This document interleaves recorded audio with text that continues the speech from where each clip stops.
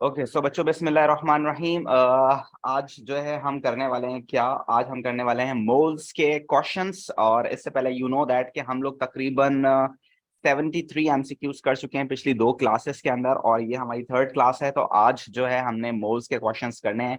वैसे मेरा इरादा ये था कि मैं आपको कम से कम एमसीक्यूज कराऊं, लेकिन क्योंकि हमारे पास टाइम ज्यादा है तो इस वजह से मैंने सोचा कि आपको ज्यादा एमसीक्यूज कराए जाए, ज्यादा प्रैक्टिस कराई जाए।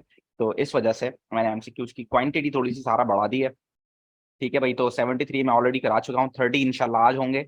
और उसके बाद फिर हम ऑर्गेनिक के और बाकी जो दो चार टॉपिक रह गए हैं उनके करेंगे। तो हम आज स्टार्ट करने वाले हैं मोल्स। ठीक है, मोल्स से आज स्टार्ट करेंगे। So here we have the first question, you can see this बच्चों। An organic compound has the molecular formula this, and what they are asking for, they are asking for the empirical formula of the compound. देखें, ये एक तरीका है empirical formula पूछने का। वो आपसे इस तरीके से भी एम्पेरिकल फॉर्मूला पूछ सकता है कि वो आपको मॉलिक्यूलर फॉर्मूला दे दे और उसके बाद फिर वो आपसे एम्पेरिकल फॉर्मूला पूछ ले। तो इसके लिए you must need to have the knowledge that molecular formula क्या होता है और एम्पेरिकल फॉर्मूला क्या होता है। So molecular formula is one of the formula which tells you the exact number of atoms of each element in the formula. ठीक है, और जबकि सिंपलेस्ट रेशो जो होता है, जो सिंपलेस्ट रेशो होता है वो आपके पास कहलाता है क्या बच्चों? एम्पेरिकल फॉर्मूला, जो कि अभी हमें इसके अंदर फाइंड आउट करना है। हमें सिंपलेस्ट रेशो फाइंड आउट करना है इसमें। So you can see this, the formula is C8H16O4। तो जो सबसे बड़ा नंबर यूज हम कर सकते हैं इसको डिवाइड कराने के लिए वो क्या है? 4 है। So we can divide all of them by 4. So let's see what would be the formula we have. This is 4 ones are 4, 4 4 is 16, and 4 2s are 8. So it means C2H4O would be the simplest ratio of elements in this formula. So the right answer would be A. Is it right, बच्चों?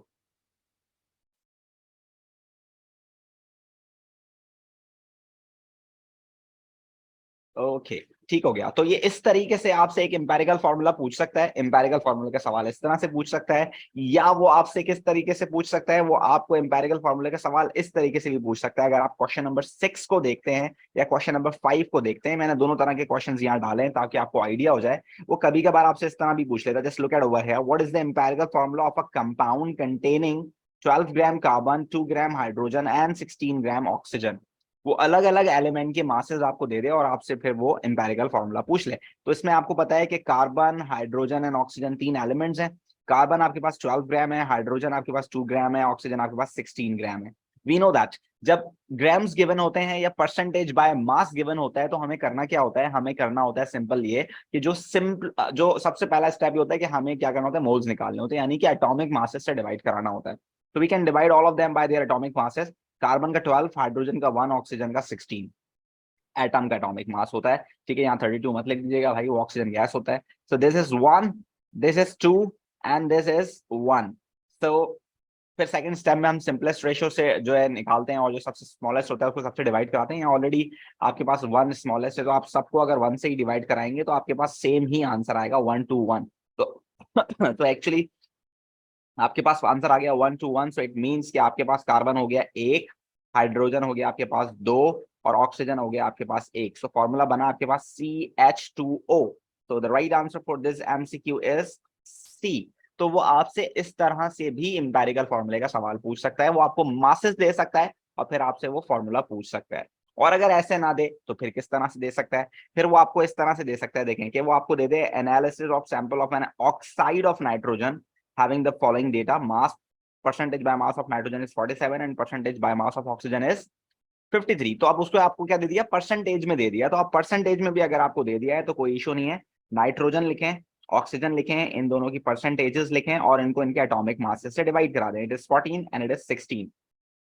उसके बाद फिर आप check कर लें कि आपके पास क्या आंसर आ रहा है, और जो सबसे छोटा हो उसको दोनों से डिवाइड करा दें। आप देखें 47 over 14 will give you 3.35, ये आपके पास आंसर आ रहा है। और उसके बाद 53 over 16 will give you 3.31 आपके पास आंसर आ रहा है। तो इन दोनों में से जो छोटा है उसको दोनों से डिवाइड करा दीजिए। तो ये 3.31 और 3.31 दोनों को डिवाइड कराया, ये आ गया आपके पास 1। और ये कितना आ गया? 3.35 डिवाइड बाय 3.31, ये आपके पास आ गया 1.01। भाई देखें, अगर पॉइंट के बाद जीरो आ जाए तो बाकी की वैल्यू को आप नेग्लेक्ट कर सकते हैं, तो it means it is also 1। सो एक नाइट्रोजन और एक ऑक्सीजन का मतलब ये हुआ कि आप कह सकते हैं इसको NO। So the right answer for this MCQ would be A। Is that clear बच्चों? ये आपके पास तीन पॉसिबिलिटीज हैं एम्पेरिकल फॉर्मूला निकालने की। वो फार्मूला दे के पूछ सकता है एम्पेरिकल फॉर्मूला, वो मास दे के पूछ सकता है, वो परसेंटेज दे के पूछ सकता है। So is that clear every one of you? ये तीन पैटर्न आपको आने चाहिए, लाजमी लाजमी। क्लियर हो गया? Okay, thank you. All right, so let's move on towards the next question. अब देखें, इस तरह का भी क्वेश्चन कभी कभार वो कैलकुलेशन टाइप आपसे पूछ सकता है। What is the percentage by mass of nitrogen in ammonium phosphate? वो आपसे पूछना चाह रहा है कि भाई अमोनियम फॉस्फेट के अंदर नाइट्रोजन की परसेंटेज आप निकाल के दे दें उसको। तो कोई मसला नहीं है, हम कर लेते हैं फौरन से। कैसे कर लेते हैं भाई? अमोनियम फॉस्फेट में सबसे पहले तो आपको आइडिया होना चाहिए कि ये 3 जो लिखा हुआ है, ये अंदर वाले जो जो एलिमेंट्स हैं उन सबके साथ मौजूद है। तो इसका मतलब ये है कि we have right now 3 nitrogens and the overall molecular mass of this compound would be, देखो भाई नाइट्रोजन का होता है 14, हाइड्रोजन का होता है 1, 4 हाइड्रोजन है तो लाइक दिस, और क्योंकि 3 बार लिखा हुआ तो ये 3 पूरे मॉलिक्यूल से मल्टीप्लाई होगा, देन प्लस फॉस्फोरस का 31 एंड ऑक्सीजन का 16 इंटू 4, और इस आंसर को आप मल्टीप्लाई करा देंगे 100 से, तो it would be 42 over 149 into 100। so the right answer for this MCQ would be C। तो इस तरह का भी सवाल वो आपसे पूछ सकता है, तो आपने इस तरह के भी क्वेश्चंस की प्रिपरेशन करके रखनी है। इतना सिंपल सवाल भी वो आपसे पूछ सकता है कि what is the relative molecular mass of copper sulphate dot 5H2O, यानी कि हाइड्रस कॉपर सल्फेट। तो भाई रिलेटिव मॉलिक्यूलर मास निकालने के लिए कोई मुश्किल काम तो नहीं है, बड़ा सिंपल सा काम है ये, लेकिन वो सिर्फ आपको ये चेक करना चाहता है कि आपको डॉट 5H2O का मतलब पता भी है या नहीं। तो भाई डॉट का मतलब क्या होता है? डॉट का मतलब होता है प्लस, और ये जो 5 है ये पूरे वाटर मॉलिक्यूल के साथ मल्टीप्लाई होगा, जो कि मिस्टेक आमतौर पे बच्चे करते हैं। ठीक है ना? तो ये हो गया आपके पास 1 into 2 plus 16, और ये हो गया आपके पास 64 plus 32 plus 16 into 4। तो ये टोटल आपके पास आंसर आने वाला है 250। ठीक है भाई, तो इस तरह के क्वेश्चंस भी वो आपसे पूछ सकता है, कोई मुश्किल काम नहीं है, बहुत सिंपल है। आपको क्या निकालना आना चाहिए? आपको मॉलिक्यूलर मास निकालना आना चाहिए। तो वैसे तो बहुत बेसिक है, आप बोलेंगे सर इतना बेसिक क्यों सिखा रहे हैं, लेकिन क्योंकि एक्सपेक्टेशंस हैं इस तरह के सवाल भी आ जाते हैं, तो इसलिए मैंने इसको यहाँ पर एज ऑप्शन डाला है कि आप इसकी भी प्रैक्टिस करके जाएं। इसको आप फॉर ग्रांटेड लेके छोड़ मत दीजिएगा, क्योंकि आमतौर पर जो चीजों हम फॉर ग्रांटेड लेते हैं उसी में हम गलती करके आते हैं। ठीक है, क्वेश्चन नंबर 4, ये एक थोड़ा सा मजे का क्वेश्चन है, चले आए इसको करते हैं। क्वेश्चन नंबर 4 क्या कहता है बच्चों? A volume of ethane at room temperature and pressure has a mass of 20 grams. What is the mass of equal volume of propene at room temperature and pressure? So we know that बच्चों कि आपके पास क्या होता है, आपके पास mass given है, तो सबसे पहले मास से हम क्या निकाल लेते हैं? मोल्स निकाल लेते हैं। तो भाई मास गिवन है आपको, so first of all we need to find out the moles। तो मोल्स कैसे निकालते हैं? मास ओवर mr से निकाला जाता है। So you can see this, the mass is given to you 20 and the mr of this, इसका मास गिवन है ना, तो इसी का एमआर यूज करेंगे। तो ये हो गया आपके पास 12 इंटू 24 प्लस 6 30। तो आपके पास कितना आंसर आएगा जरा देख लेते हैं भाई। 20 over 30 will give you 0.667 moles. ये आ गया आपके पास मोल्स। ठीक है, अब जरा गौर से पढ़े सेकंड वाला पार्ट क्या कह रहा है आपसे। वो कह रहा है what is the mass of an equal volume of propene. भाई इक्वल वॉल्यूम का मतलब ये होता है कि अगर फॉर सपोज आपके पास 1 मोल इथेन का है, वो भी गैस है, दूसरा मोल आपके पास अगर 1 ही मोल फॉर सपोज प्रोपीन का है, वो भी गैस है, तो दोनों के अंदर वॉल्यूम बराबर होगा 24 डेसीमीटर क्यूब। ठीक है, तो फॉर सपोज अगर दोनों का वॉल्यूम बराबर है, इसका मतलब क्या हुआ? दोनों के मोल्स भी बराबर होंगे। ठीक है भाई, तो यहां पर अगर अगर आपके पास 0.667 मोल्स आ रहे हैं, तो यही मोल्स होंगे तभी वॉल्यूम सेम निकलेगा दोनों गैसेस का, क्योंकि we know that 1 mole of any gas is always equals to 24 decimetre cube volume. तो अगर आपके पास 5 मोल्स अगर फॉर सपोज कार्बन डाइऑक्साइड के हैं, तो वो आपके पास हो गया कितना? 120 हो गया मेरे ख्याल से, 120 आपके पास डेसीमीटर क्यूब वॉल्यूम हो गया। 5 मोल अगर आपके पास सल्फर ट्राइऑक्साइड के है ना, तब भी वो कितना हो गया? 120 डेसीमीटर क्यूब हो गया। 5 मोल्स अगर आपके पास हाइड्रोजन गैस के हैं, तब भी 120 डेसीमीटर क्यूब हो गया। आप बोलेंगे सर हाइड्रोजन तो इतनी हल्की सी है, कार्बन डाइऑक्साइड मॉडरेट है, और सल्फर ट्राइऑक्साइड इतनी हैवी है तो इन सबका वॉल्यूम सेम होगा। जी भाई बिल्कुल सेम होगा। तो अगर इन दोनों का वॉल्यूम सेम है तो इसका मतलब नंबर ऑफ मोल्स सेम होंगे, तो हम मास निकाल सकते हैं दोबारा इसी फॉर्मूले से। तो मास निकालने के लिए मोल्स इनटू एमआर कर देते हैं भाई। तो मोल्स हमारे पास ऑलरेडी है 0.667 और एमआर कितना है प्रोटीन का, you can see this 3 carbon मतलब 36 प्लस 6 42। तो भाई इस आंसर को अगर हम 42 से मल्टीप्लाई करा दें तो what is the right answer, it is giving you 28। Is that clear बच्चों? Any problem, anything that you want to ask about this MCQ? Clear है बच्चों?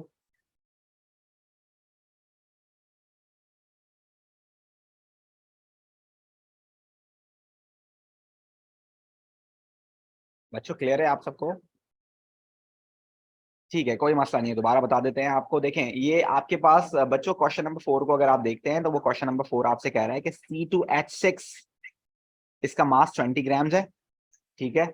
और इसका जो 20 ग्राम का मास है ना वो इक्वल वॉल्यूम रखता है जितना प्रोटीन रखता है, ठीक है ना। तो आपने 20 ग्राम से मोल्स निकाल लिए। जो मोल्स आपके पास आए होंगे, we know that 1 mole of any gas, कोई सी गैस का अगर 1 मोल होता है तो वो 24 डेसीमीटर क्यूब वॉल्यूम रखता है। इसका मतलब ये हुआ कि मोल रेशियो और वॉल्यूम रेशियो बराबर होता है गैसेस के लिए। तो इसका मतलब अगर ये दोनों का वॉल्यूम सेम होगा तो दोनों के मोल्स भी डेफिनेटली सेम ही होंगे। तो what ever the moles you have right now, ये हैं तो इथेन के, लेकिन इतने ही मोल्स आपके पास प्रोटीन के भी होंगे। इसी वजह से दोनों का वॉल्यूम सेम आ रहा है, तो उसी मोल से हमने प्रोटीन का मास निकाल लिया, इट विल बी 28। ओके बच्चों? Okay thank you. Let's move towards question number 7। देखिए क्वेश्चन नंबर 7 जो है ना बहुत आसान है, बहुत आसान है। मेरे ख्याल से आप में से आधे से ज्यादा बच्चे इसको देख के ही हंस रहे होंगे कि यार सर ये कौन सा एमसीक्यू आपने डाल दिया। लेकिन आप यकीन जानिए कि आधे बच्चे इसको गलत करते हैं। क्यों करते हैं जरा देख लेते हैं सवाल भाई। The relative atomic mass of chlorine is 35.5। What is the mass of 2 moles? हम ये देख लेते हैं what is the mass of 2 moles. But ये देखना भूल जाते हैं chlorine gas. This is the important thing. बच्चे भूल जाते हैं कि क्लोरीन Cl नहीं होती, क्लोरीन गैस हमेशा Cl2 होती है।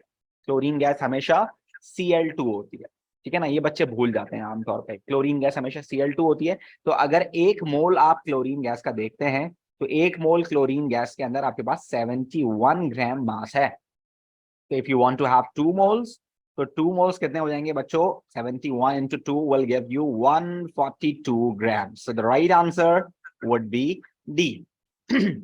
Is that clear, every one of you? D is the right answer for this MCQ.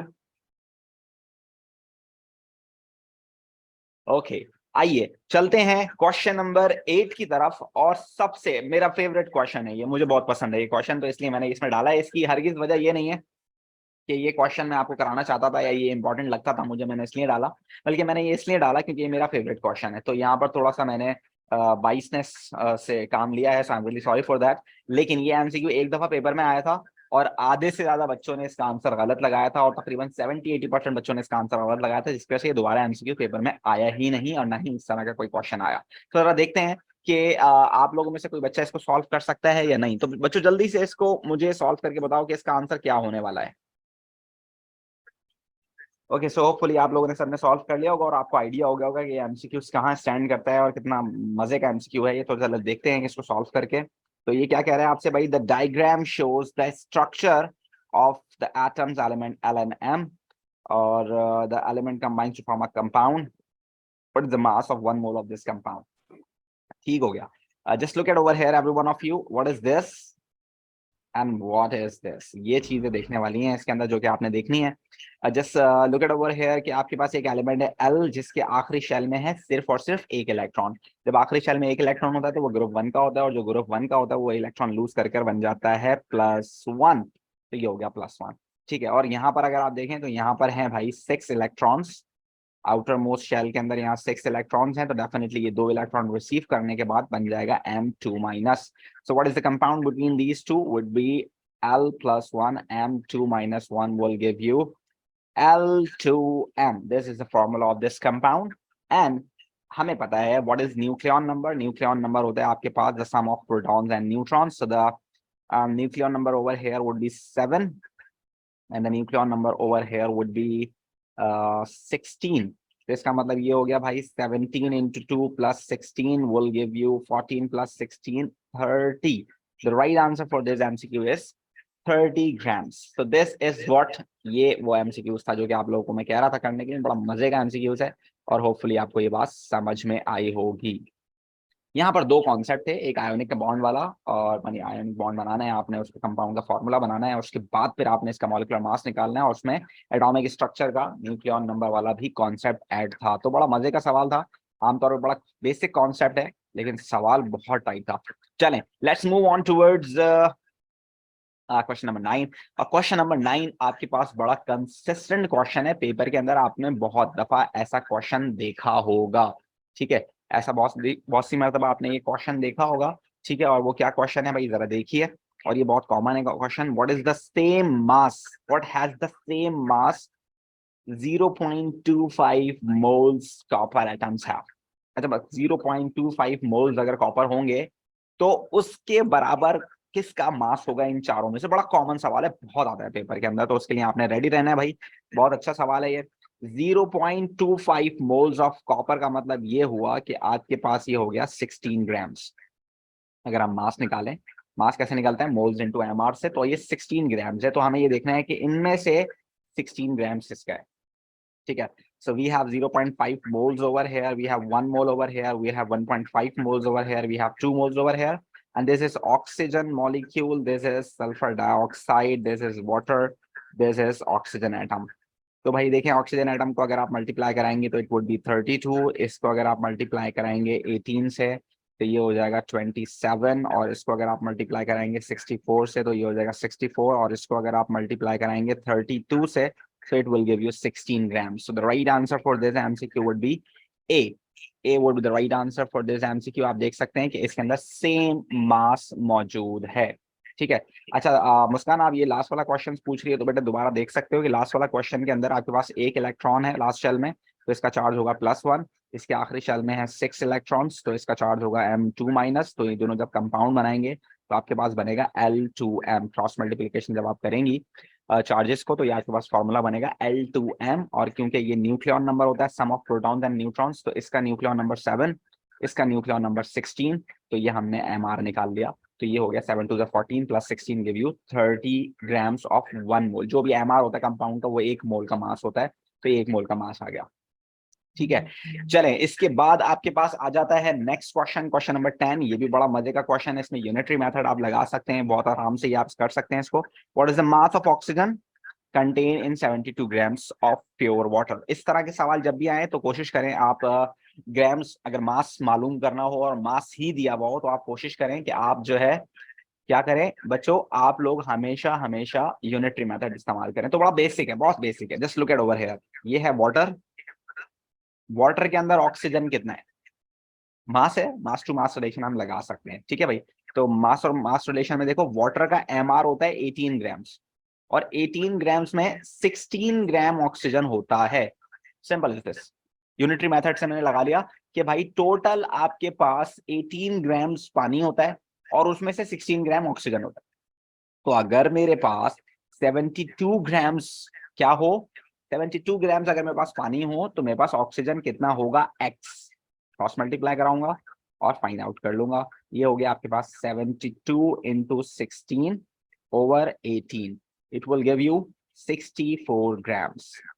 ये हो गया, सही है भाई। तो इस तरह से आपके पास इस तरह के क्वेश्चंस का आप आंसर निकाल सकते हो। हमेशा हमेशा हमेशा बच्चों मास गिवन हो और मास ही निकालना हो तो यही वाला रिलेशन लगाना, जल्दी काम हो जाएगा, ठीक है। अगेन द सेम क्वेश्चन जो मैंने अभी ऊपर कराया 9th क्वेश्चन, वही सेम क्वेश्चन है। Which gas contains the same number of molecules as 9 gram of water. ये सवाल इंपॉर्टेंट हो सकता है क्योंकि ये न्यू सिलेबस में एडेड है भाई, और नंबर ऑफ पार्टिकल्स का सवाल आपने देखा कि पेपर में भी आया था, पेपर में तो आया था, लेकिन इसका मतलब ये नहीं है कि ये एमसीक्यूज में नहीं आ सकता, वो दे सकते हैं क्योंकि आगे आने वाले बच्चों के लिए काम में आने वाली चीज है, ठीक है। तो ये आप देख लें, तो भाई आपको पता होना चाहिए सेम मोल्स जो होते हैं they always have same particles, ठीक है ना। एटम्स की बात नहीं कर रहा है, वो मॉलिक्यूल्स की बात कर रहा है। तो अगर एक वाटर का मॉलिक्यूल का 1 मोल है और एक मॉलिक्यूल आपके पास अमोनिया गैस का है तो दोनों के अंदर 6.02 × 10⁻23 मॉलिक्यूल्स होंगे। मॉलिक्यूल्स तो सेम होंगे, एटम्स चेंज हो सकते हैं क्योंकि वाटर के अंदर 3 एटम्स हैं और अमोनिया के अंदर 4 एटम है, तो एटम थोड़े बहुत चेंज हो सकते हैं लेकिन मॉलिक्यूल सेम रहेंगे। ठीक है भाई। सो 9 ग्राम्स ऑफ वाटर का मतलब क्या हुआ, 9/18 अगर आप करेंगे 9/18 करेंगे so you will have 0.5 moles. कितने मोल्स आ गए आपके पास, वो कह रहे हैं आपके पास 0.5 मोल्स हैं किसके, वाटर के। तो इनमें से बाकी किसके 0.5 मोल्स हैं ये आपने फाइंड आउट करना है। तो this is 2 divide by 2, this is 14 divide by 28, this is 32 divided by 32, and this is 44 divided by 44. So you can see this is 1, this is 0.5, this is 1, this is 1. So the right answer would be B. Nitrogen gas का अगर 14 ग्राम आपके पास nitrogen gas होगी बच्चों, तो definitely आपके पास 0.5 moles होंगे nitrogen gas के और 0.5 मोल्स ही वाटर मॉलिक्यूल के होंगे, तो they both have the same number of molecules. Definitely उनके एटम्स अलग होंगे लेकिन मैं एटम्स की बात नहीं कर रहा, सवाल में मॉलिक्यूल्स पूछ रहा है वो। क्लियर हो गया बच्चों? बेटा नाइट्रोजन गैस साद N2 होती है ना, they are which gas, they are asking for gas, right, not atom, they are asking for gas. Okay, यही चीज है जो आमतौर पर परेशान करने के लिए उसने नाइट्रोजन लिखा हुआ है, वो नाइट्रोजन गैस नहीं लिख रहा क्योंकि उसने गैस एक बार ऊपर लिख दिया, तो एक लफ्ज पूरा आंसर चेंज कर सकता है, तो भाई ये देखना जरूरी है। ठीक है भाई। Next moving towards question number 12 बच्चों। क्वेश्चन नंबर 12 की अगर आप बात करें तो बड़ा मजे का क्वेश्चन है, बहुत मेहनत वाला है। The equation shown represent the neutralisation of aqueous sodium hydroxide and dilute sulfuric acid. The equation is already given to us, right? How much sulfuric acid is required to neutralize this amount of NaOH? वही 3 method लगाते हैं भाई जो हम सीखे हुए हैं। सबसे पहले हम मोल्स निकाल लेते हैं, तो मोल्स निकालने का तरीका यहाँ पर क्या होगा, you need to use the concentration into volume formula, क्योंकि concentration और वॉल्यूम दोनों गिवन है। तो concentration है 1, वॉल्यूम है 100, क्योंकि ये सेंटीमीटर क्यूब में, तो it must be divided by 1000, so it will give you 0.1 moles। ये आ गया आपके पास 0.1 moles of NaOH। ये किसके मोल्स आ गए आपके पास बच्चों, these are 0.1 moles of NaOH, ये NaOH के मोल्स हैं। They are asking how much sulfuric acid is required, so you can see the equation। अगर हम रिलेशन लगाते हैं सल्फ्यूरिक एसिड का और सोडियम हाइड्रोक्साइड का, so according to this 2 sodium hydroxide को 1 सल्फ्यूरिक एसिड चाहिए। तो अगर आपके पास 0.1 मोल है किसके, सोडियम हाइड्रोक्साइड के, तो इट मस्ट बी, इसका आधा अगर मैं करूंगा तो 0.05 मोल सल्फ्यूरिक एसिड के चाहिए होंगे, वरना आप एक्स करके आइडेंटिफाई कर सकते हैं, कैलकुलेट कर सकते हैं। तो इनमें से किसका आंसर 0.05 आएगा, that would be the right answer. तो इसको कैलकुलेट करके देख लेते हैं भाई। हम इसको कैलकुलेट कैसे करते हैं, इसको कैलकुलेट कर सकते हैं 2 multiply by 50/1000, it will give you 0.1, तो ये आंसर नहीं है। उसके बाद 100 इंटू 1 डिवाइड बाय 1000, तो ये आपके पास आंसर आ गया 0.1, तो ये भी आंसर नहीं है। 25 मल्टीप्लाई बाय 0.5 डिवाइड बाय 1000, तो ये भी आंसर नहीं है।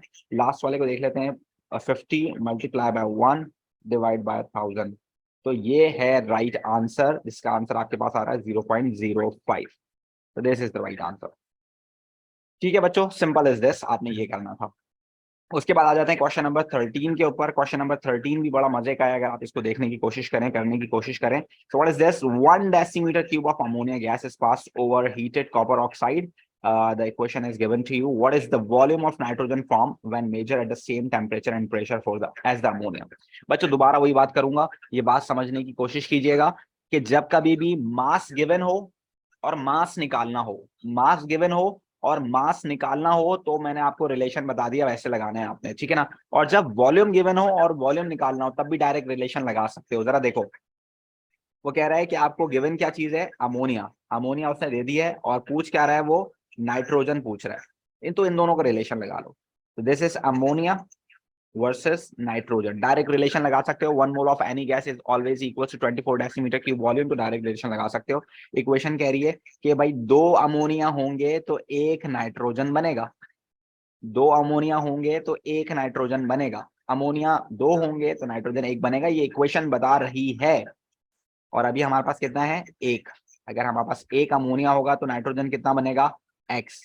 और ये साफ नजर आ रहा है कितना बनेगा भाई, ये हो जाएगा आपके पास 1 divided by 2 will give you 0.5. So the right answer for this MCQ would be B. बहुत सिंपल है ये, देखने में आपको जो है क्या नाम है मुश्किल लगेगा, लेकिन बहुत आसान है। और ये लाजमी करके जाना, ये एमसीक्यू इस तरह के पेपर में आते हैं, क्योंकि टाइम इतना नहीं होता कि हम इतनी लंबी करें, उसके 3 स्टेप करें, तो डायरेक्ट डायरेक्ट करना है सॉल्व इसको, ठीक है भाई। जब मास गिवन हो तो मास निकालने के लिए डायरेक्ट रिलेशन, जब वॉल्यूम गिवन हो तो वॉल्यूम निकालने के लिए डायरेक्ट रिलेशन। हाँ, अगर मास देकर वॉल्यूम पूछ रहा हो, या वॉल्यूम देके मास पूछ रहा हो, या कॉन्सेंट्रेशन देके मास पूछ रहा हो, या मोल्स पूछ रहा हो, तो उसके लिए आपको वो स्टेप्स करना पड़ेंगे, क्योंकि उनका आपस में कोई रिलेशन नहीं है, वो एक जैसे नहीं है। ठीक है भाई, नेक्स्ट हो जाता है हमारे पास sodium hydrogen carbonate decompose on heating. ठीक है, मेरे ख्याल से आप में से किसी ने सवाल पूछा था, शायद ये इसलिए डाला है मैंने। In an experiment 5 mole sample of sodium hydrogen carbonate is heated, the which volume carbon dioxide measure at room temperature and pressure is evolved। ठीक हो गया, ये भी बड़ा सिंपल है। आप देखें उसने मोल्स दे दिए, हमें डायरेक्ट मोल्स दे दिए, तो हम रिलेशन लगा सकते हैं कार्बन डाइऑक्साइड के मोल्स के लिए कि भाई सोडियम हाइड्रोजन कार्बोनेट, रिलेशन लगा दिया किसके साथ, कार्बन डाइऑक्साइड के साथ, तो दिस इज 2:1। रिलेशन क्या है, 2:1। तो बोल रहा है अगर आपके पास 5 मोल्स होंगे तो कार्बन डाइऑक्साइड आपके पास कितने मोल्स बनेंगे। सिंपल इज दिस कि अगर ये 2 में से 1 बन रहा है तो 5 में से 2.5 बनेंगे, यानी कि 2.5, तो इट मस्ट बी 2.5। और एक मोल हमेशा 24 डेसीमीटर क्यूब रखता है, तो इसको 24 से मल्टीप्लाई करा दो तो वॉल्यूम आ जाएगा, तो ये हो जाएगा 24, 24, 48, 48 और हाफ 60 आंसर आना चाहिए इसका, तो इट मस्ट बी डी। ठीक है, एंड इस पेज का लास्ट क्वेश्चन है, what is the concentration of a solution containing 1 gram sodium hydrogen hydroxide 250 centimetre cube of solution. बड़ा सिंपल है ये भी। देखो कॉन्सेंट्रेशन क्या होती है बच्चों, कॉन्सेंट्रेशन होती है मोल्स पर वॉल्यूम इन डेसीमीटर क्यूब, यही होती है। मोल्स निकालने के लिए हमारे पास क्या होना चाहिए, मास ओवर एमआर होना चाहिए, और वॉल्यूम सेंटीमीटर क्यूब में अगर हो तो उसको अगर आप 1000 से डिवाइड करा दें तो ये डेसीमीटर क्यूब में कन्वर्ट हो जाएगा। तो मास उसने ऑलरेडी हमें दिया हुआ है 1 ग्राम, सोडियम हाइड्रोक्साइड दिया हुआ है, तो सोडियम हाइड्रोक्साइड हो गया NaOH, it must be 23 + 16 + 1 will give you 40, तो 1 डिवाइड बाय 40, और वॉल्यूम उसने दिया हुआ है हमें 250 डिवाइड बाय 1000, तो ये आपके पास आ जाएगा क्या, कॉन्सेंट्रेशन आ जाएगी। जरा देखते हैं क्या कॉन्सेंट्रेशन आ रही है भाई, तो ये हो गया आपके पास 1/40, 0.025 ओवर 250 डिवाइड बाय 1000, तो ये हो गया 0.25। तो भाई 0.025 divide by 0.025 divided by 0.25 will give you 0.1. So the right answer would be B. 0.1 mole per decimeter cube would be the concentration of this question. ठीक है भाई बच्चों, जरा 1 मिनट मुझे दीजिएगा। ओके, सो बच्चों मैं आ गया वापस, और here we have question number 16 now. So we need to solve this question, and in this question you can see this कि भाई 2 of the reaction used in the manufacture of zinc, oh sorry, nitric acid, sorry, and this is the first equation and this is the second equation. I just add this question, मैंने सिर्फ इसलिए ये add किया है ताकि आपको 2 equation use करना सिखा दूं। ठीक है, 2 इक्वेशंस किस तरह यूज करेंगे और उसका रिलेशन कैसे बनाएंगे, सिर्फ इसके इस्तेमाल के लिए मैंने आपको ये ऐड यहाँ कराया है। ठीक है भाई, तो just look at over here बच्चों, how can we solve this. What is the maximum number of moles of nitric acid which could be formed from 1 mole of nitrogen monoxide? This is the question. Just look at over here. What is the maximum number of moles of nitric acid? वो पूछ रहा है nitric acid के कितने moles बनेंगे from 1 mole of nitrogen monoxide, nitrogen monoxide से। ठीक है, तो just look at over here कि हम किसको किस तरह सॉल्व करेंगे। आपने दोबारा से देखना है कि 2 नाइट्रोजन मोनोऑक्साइड से 2 नाइट्रोजन डाइऑक्साइड बनती हैं। ठीक है, तो यहाँ पर आपके पास 4 से 4 बन रहा है, 4 से 4 बन रहा है, तो इसका मतलब ये हुआ कि 2 नाइट्रोजन डाइऑक्साइड से 2 ही अमोनिया बनेगा, नाइट्रिक एसिड बनेगा, सॉरी 2 ही नाइट्रिक एसिड बनेगा इस तरह से। तो अगर आपके पास 1 मोल होगा, what is the maximum number of moles of nitric acid form by 1 मोल, तो आपके पास आंसर 1 आना चाहिए, ये नहीं आएगा, आंसर आएगा बी, एक ही आएगा, रिलेशन सेम है। ठीक है भाई, सो यहाँ मैं समझा यहाँ 2 लिखा हुआ है लेकिन यहाँ पर 4 लिखा हुआ है, 4 से 4 बन रहा है, तो 2 से 2 बन रहा है, तो 4 से 4 बन रहा है, तो रिलेशन सेम है, मतलब 2 नाइट्रोजन मोनोऑक्साइड से दो नाइट्रोजन डाइऑक्साइड बनी, फिर दो नाइट्रोजन डाइऑक्साइड से दो आपके पास नाइट्रिक एसिड बनेंगे, तो रिलेशन सेम है। यानी कि अगर आपके पास एक होगा तो फिर सब कुछ एक ही बनेगा। ठीक है बच्चों, क्लियर है?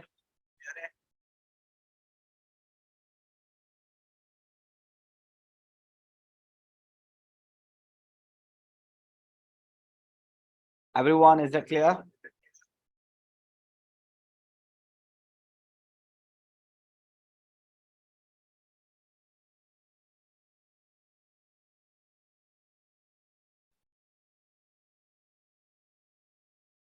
अच्छा, आपको मेरी आवाज इको हो रही है तो मैं इको बंद कर देता हूँ। ठीक है, अब आवाज ठीक है? देखो अमीर, नाउ इज दैट क्लियर? ठीक हो गया। अच्छा देखो, मैं दोबारा से इसको एक्सप्लेन कर देता हूँ। ठीक है, अगर आपको इसमें परेशानी हो रही है तो दोबारा से एक्सप्लेन कर देते हैं। ठीक है, थोड़ा सा ये आपके पास इस तरह का क्वेश्चन है कि तंग कर रहा है, दिमाग खराब कर रहा है। तो देखो जरा इधर देखो और दोबारा से देख लो। भाई, दो नाइट्रोजन मोनोऑक्साइड से दो नाइट्रोजन डाइऑक्साइड बन गए, ठीक है ना? यानी कि NO अगर आपके पास दो हैं तो आपके पास NO2 कितना बन रहा है? दो बन रहा है। यानी कि रिलेशन सेम है, जितना NO होगा उतना NO2 बनेगा। ठीक है, उसके बाद देखें NO2 नेक्स्ट इक्वेशन में आपके पास चार है, ये देखें चार है, और इससे चार नाइट्रिक एसिड बन रहे हैं। तो मतलब जितना NO2 प्रोड्यूस होगा उतना ही आपके पास नाइट्रिक एसिड होगा। डायरेक्ट है, कोई कनेक्शन ही नहीं है इनमें, सीधा सीधा है। अगर ये एक होता तो ये एक बनता, जब ये एक बनता तो डेफिनेटली ये भी एक ही बनता। सही है, तो इसी वजह से the right answer would B D. सीधा सीधा रिलेशन है। सही है, चलें let's move towards question number 17। अगर 17 को देखते हैं तो 10 centimetre cube of gaseous hydrocarbon is completely burned in oxygen. The total volume of the product is 70. All gases measured at room temperature and pressure. ठीक है, what which equation represent the combustion of this hydrocarbon?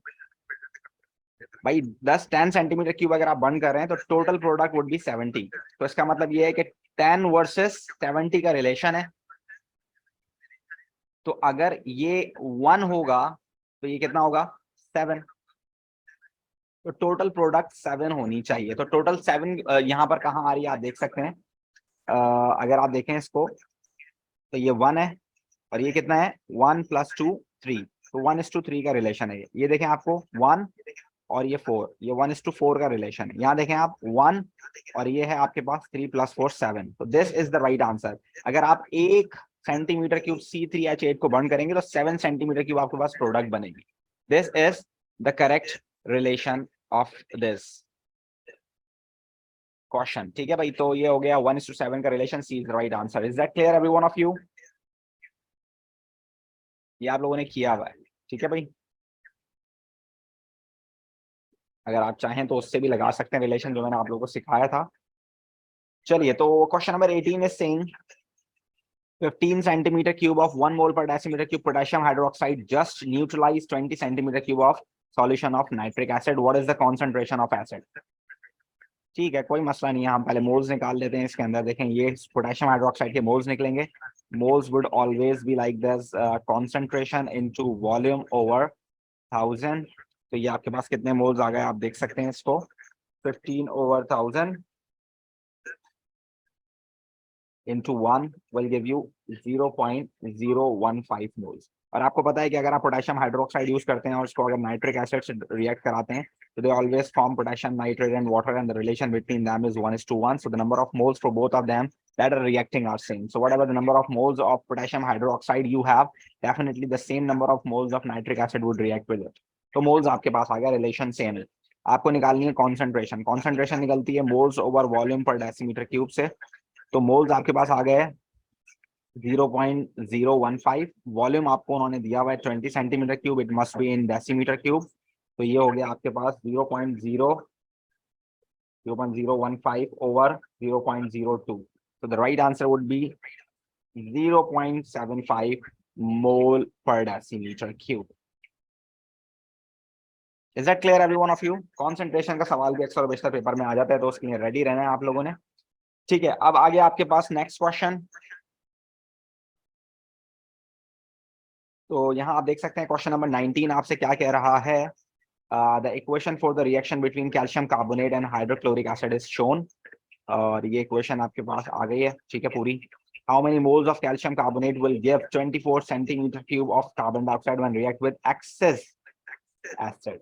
ठीक है ना, वो कह रहा है how many moles of calcium carbonate will give 24 centimetre cube of carbon dioxide. तो उसने दे दिया 24 सेंटीमीटर क्यूब। तो आप क्या करें भाई, 24 सेंटीमीटर क्यूब से आप डिवाइड कराएं 24,000 से, तो आपके पास क्या आ जाएंगे, मोल्स आ जाएंगे। 24 ओवर 24,000, तो आपके पास आ गया मोल 0.001, ये मोल्स आ गया आपके पास। ठीक है, अब इनका रिलेशन देखें आप, कार्बन डाइऑक्साइड का और कैल्शियम कार्बोनेट का रिलेशन सेम है, बिल्कुल सेम रिलेशन है। तो अगर इसके 0.001 मोल बने हैं तो उसके लिए 0.00 मोल आपको कैल्शियम कार्बोनेट के भी चाहिए होंगे। तो the right answer for this MCQ would B D. ठीक हो गया बच्चों। उसके बाद आप देखें यहाँ पर आपके पास एक और क्वेश्चन नंबर 20 है, what is the concentration of iodine molecules in solution containing. ये सेम क्वेश्चन है, मैंने भी आपको कराया है। मास ओवर एमआर करेंगे, यहाँ पर आप वॉल्यूम रखेंगे 250 ओवर 1000 करेंगे, आपके पास कॉन्सेंट्रेशन आ जाएगी। तो मास कितना है आपके पास, मास इसको आप सॉल्व कर लीजिएगा, ठीक है। जो भी आपका आंसर आया उसको आप देख लीजिएगा। मेरे ख्याल से इसका आंसर आयोडीन का एमआर देखना पड़ेगा मुझे कितना होता है। आयोडीन का प्रोटॉन 127 होता है मेरे ख्याल से, 127 इंटू 254 254 होता है। 2.54 डिवाइड बाय 254, ये आ गया 0.01 मोल्स, और 0.01 डिवाइड बाय 0.025, तो ये 0.4 आ रहा है मेरे पास। आप लोग भी देख लीजिएगा कि यही आंसर आ रहा है आपके पास या नहीं। ये सवाल बड़ा मजे का है, क्वेश्चन नंबर 21, इसको जरा देखिए। क्वेश्चन नंबर 21 क्या कहता है, calcium reacts with water as shown in given, what is the total mass of the solution that remained when 40 gram of calcium reacts with 100 grams of water. बड़ा मजे का सवाल है, जरा देखिए। आपसे वो कह रहा है कि आपके पास 40 ग्राम्स ये है और 100 ग्राम्स ये है, और उसके रिएक्शन के बाद टोटल कितना मास आपके पास बचा। देखिए 40 ग्राम्स का मतलब ये है 40 ओवर 40 विल गिव यू 1 मोल। ये आपके पास कैल्शियम का 1 मोल है। कैल्शियम का 1 मोल मैक्सिमम 2 मोल ऑफ वाटर के साथ मिल सकता है, तो आपके पास 1 मोल ये बनेगा, और फिर जो है आपके पास 1 मोल हाइड्रोजन गैस बनेगी। ठीक है, तो आप देखिए कि अगर ये यूज्ड हो गया तो ये बनेगा आपके पास, ये कितना बनेगा, कैल्शियम हाइड्रोक्साइड का 1 मोल बनेगा, तो इट वुड बी 74 ग्राम्स। और ये 2 ग्राम्स जो बनेगा ये उड़ जाएगा, ये तो निकल जाएगी, ठीक है ना। 100 ग्राम में से 2 मोल ऑक्सीजन वाटर यूज हो जाएगा, तो 36 यूज हो गया। तो कितना बचा भाई, 18 ग्राम 1 मोल होता है, 36 2 मोल्स होते हैं, तो वाटर आपके पास कितना बचा, 64 बचा, 64 रिमेन, ठीक है ना। ये आपके पास बचा, और ये 74 बना, ये 64 बचा, ये 2 उड़ गया। तो टोटल कितना हो गया भाई, 64 प्लस 74, तो 138। अगर आप देखें तो आपके पास टोटल मास होगा। अगर ऐसे समझ में नहीं आता तो आप ऐसे देख सकते हैं कि 1 मोल कैल्शियम का जब 2 मोल वाटर के साथ मिलेगा तो 1 मोल ही हाइड्रोजन गैस बनेगा और वो उड़ जाएगी। तो सिर्फ 2 ग्राम्स मास ऐसा है टोटल में जो कि उड़कर खत्म हो गया, बाकी तो सारा मौजूद ही रहेगा कंटेनर में, यानी जो बचा हुआ पानी होगा वो भी वहीं मौजूद रहेगा, और जो बना हुआ सॉल्ट होगा वो भी वहीं मौजूद रहेगा। तो 138 आपके पास बचेगा। ठीक है भाई, अब आ जाते हैं इसके ऊपर, द फर्टिलाइजर अमोनियम नाइट्रेट, ये दोबारा 2 इक्वेशन वाला आ गया। Manufacture from ammonia bye 2 stages. First stage ये है भाई, अमोनिया से नाइट्रिक एसिड बना, नाइट्रिक एसिड से अमोनियम नाइट्रेट बना। तो आप देख सकते हैं कि एक अमोनिया एक नाइट्रिक एसिड बनाती है। तो यहां पर आप देख सकते हैं ये बता रहा है कि एक नाइट्रिक एसिड एक अमोनियम नाइट्रेट बनाता है। इसका मतलब है जितनी भी अमोनिया आप यूज करेंगे, और यहाँ पर भी अमोनिया यूज हो रही है, तो इसका मतलब ये हुआ कि आपके पास अगर सिर्फ अमोनिया से रिलेशन लगाएं, क्योंकि इसने यहाँ दिया हुआ है देखें 17 टन्स ऑफ अमोनिया, इसने हमें दिया हुआ है 17 टन्स ऑफ अमोनिया से कितना फर्टिलाइजर बनेगा। They are asking for what is the maximum mass of fertiliser that can be made if 17 tons of ammonia is available. तो अमोनिया से रिलेशन बनाने के लिए बोल रहा है। तो आप देखें एक अमोनिया का मॉलिक्यूल ये, एक अमोनिया का ये, तो उससे 1 मोल बन रहा है, तो यानी कि 2 मोल अमोनिया से 1 मोल अमोनियम नाइट्रेट बनता है। देखिए मास गिवन है, मास ही निकालना है, तो डायरेक्ट रिलेशन लगाएंगे। तो भाई 17 जो है एमआर होता है अमोनिया का, तो 2 मोल्स का कितना हो गया आपके पास 34, और इस पूरे का एमआर है 80, तो टन्स में ही लगा लें। 34 टन होंगे तो 80 टन बनेंगे। तो अगर ये 17 हो गया, आधा हो गया, तो ये भी डेफिनेटली आधा हो जाएगा।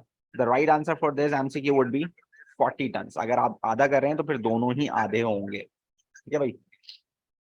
ये सवाल जो कि बड़ा मजे का है, ये किसी अभी बीच में ग्रुप पे ये इसकी डिस्कशन चल रही थी काफी, तो इसको मैंने इसलिए डाला। देखें, when a mixture of sodium chloride and sodium hydrogen carbonate is heated, the reaction take place this sodium chloride unchanged on heating, कुछ भी कर लें इसको टूटेगा नहीं। when 6 gram of mixture of is heated, the loss is 1.5 gram. what is the percentage by mass of sodium hydrogen carbonate in the mixture? बड़ा simple है, कोई मसला नहीं है, एमआर से ही करेंगे।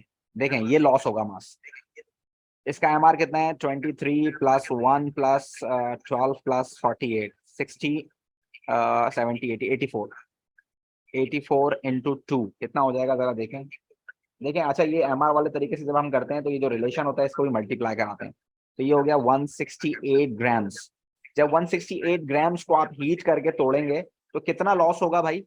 कार्बन डाइऑक्साइड 44 लॉस होगी, वाटर 18 लॉस होगा, तो टोटल कितना लॉस होगा? 44 प्लस 18, आपके पास 62 ग्राम्स लॉस होगा। बस यही रिलेशन लगा लें आप डायरेक्ट। आप बोलेंगे भाई 168 ग्राम अगर मैं यूज करूं तो 62 ग्राम लॉस होगा, तो अगर 1.5 ग्राम लॉस हुआ है तो ये कितना होगा? क्रॉस मल्टीप्लाई करा लें, आपको हाइड्रोजन कार्बोनेट का रिलेशन मिल जाएगा। तो इट वुड बी ये हो जाएगा 168 इंटू 1.5 ओवर 62। देखें कितना आ गया, ये हो गया आपके पास 168 इंटू 1.5 ओवर 62। तो आपके पास आंसर आ रहा है 4.06 ग्राम्स। देखिए मैंने कोई कुछ मिस्टेक तो नहीं की, 84 ही आ रहा है ना इसका, 60 70 80 84, हाँ 84 इंटू 160 सही है, इतना ही आ रहा है। अब देखें 4.606 ग्राम सोडियम हाइड्रोजन कार्बोनेट है टोटल मास में। टोटल मास कितना है 6, तो टोटल मास से इसको डिवाइड कराओ, मल्टीप्लाई बाय 100 कराओ, परसेंटेज आ जाएगी। डिवाइड बाय 6 मल्टीप्लाई बाय 100, तो ये आ गया 67.7 यानी कि 68%। ठीक हो गया बच्चों। तो ये कुछ क्वेश्चंस थे मोल्स के जो मैंने आप लोगों के लिए रेडी किए थे ताकि मैं आप लोगों को करा सकूं। ठीक है, और इसके साथ साथ हमारे पास जो है अभी 5 मिनट का टाइम है, तो हम ये क्वेश्चंस कर सकते हैं। सॉल्ट्स के मैंने यहाँ ऐड किए हैं। क्वेश्चन नंबर 25 अगर आप देखें तो to which substance is dilute sulphuric acid is added to prepare lead sulphate. भाई लेड 2 सल्फेट इनसॉल्युबल सॉल्ट है, और इनसॉल्युबल सॉल्ट को बनाने के लिए 2 सॉल्युबल सॉल्ट्स को मिक्स करना पड़ता है। 2 सॉल्युबल सॉल्ट को मिक्स करना पड़ता है, तो डेफिनेटली एक सल्फ्यूरिक एसिड तो आपके पास आ गया। अब बैरियम के लिए आपके पास दूसरा बैरियम का सॉल्ट होना चाहिए जो कि सॉल्युबल हो। तो बैरियम का जो सॉल्ट सॉल्युबल है, सॉरी लेड का जो सॉल्युबल सॉल्ट है वो एक ही है, लेड नाइट्रेट, उसके अलावा कोई लेड का सॉल्ट सॉल्युबल नहीं है। The right answer would be A. ठीक है बच्चों।